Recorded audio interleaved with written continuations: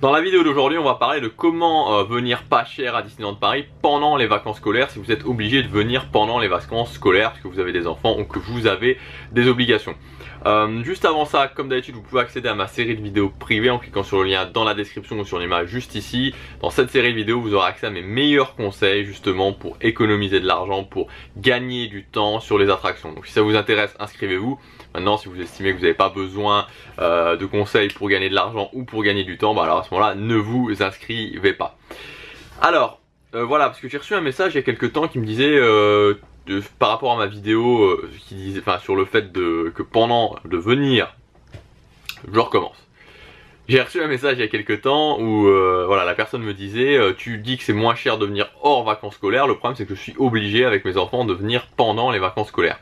Et en fait, c'est pas grave. C'est pas grave d'être obligé de venir pendant les vacances scolaires, c'est juste qu'il faut comprendre que quand on vient pendant les vacances scolaires, on n'aura pas accès à certaines offres. C'est-à-dire que vouloir aller au Disneyland Hotel pour 3 jours de nuit à 500 € pendant les vacances scolaires de Noël, c'est pas possible par exemple. Mais, ok, ça va enlever certaines possibilités, mais on peut toujours aller chercher le mieux, le maximum dans le minimum, j'ai envie de dire. C'est-à-dire qu'on peut essayer de faire le mieux possible en venant pendant les vacances scolaires.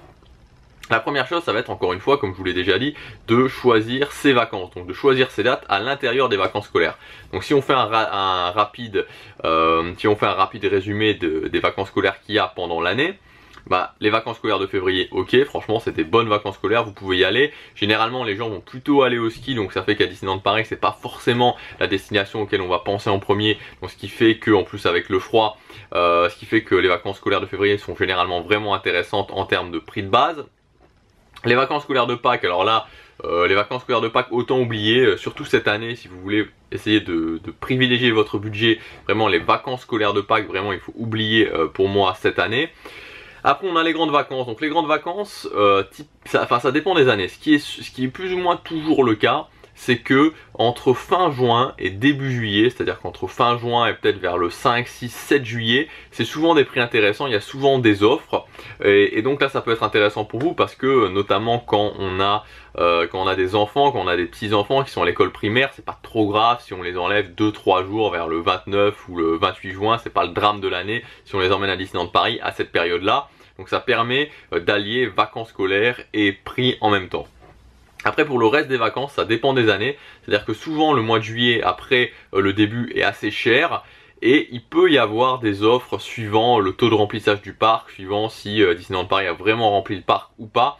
Et là à ce moment-là il va y avoir des offres qui sont intéressantes. Donc le mois d'août peut être intéressant aussi, ça dépend vraiment des années et typiquement on s'aperçoit qu'il y a beaucoup de gens qui partent au mois d'août, qui vont partir plutôt loin au mois d'août, donc à part début juillet, sinon le mois d'août est souvent plus intéressant que le mois de juillet pour venir moins cher à Disneyland Paris. Mais ça dépend encore des années et là particulièrement sur l'année des 25 ans, je suis pas sûr et certain qu'ils vont vraiment avoir besoin de faire des offres très intéressantes pendant les grandes vacances. Après on a les vacances de la Toussaint. Alors les vacances de la Toussaint généralement c'est un peu la même chose que les vacances de Pâques, c'est-à-dire que c'est cher. C'est cher pourquoi? Parce qu'on est dans une période fin octobre où on va pas vraiment, on n'a pas beaucoup de temps, c'est-à-dire qu'on a une ou 2 semaines, mais on va pas partir très loin. En plus en Europe il fait plutôt froid, donc on va pas, c'est pas pendant les vacances de la Toussaint en général qu'on va partir dans le sud de l'Europe ou dans le sud de la France. Donc c'est pour ça que Disneyland Paris est vraiment une destination qui fonctionne bien pendant les vacances de la Toussaint, ça permet de prendre un break. Donc généralement elles sont plutôt chères.